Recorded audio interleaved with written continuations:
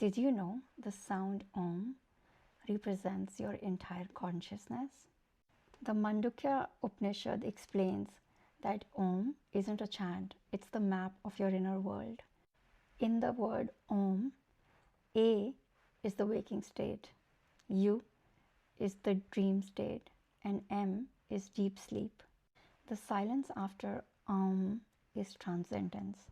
When you chant Om, you move from your most constricted state to your most expanded self, the return to pure consciousness. This is why Om heals, harmonizes, and awakens. Hi, my name is Arpita. I'm a certified primordial sound meditation coach. If this resonates, DM me and I'll send you my guided Om meditation. Much love.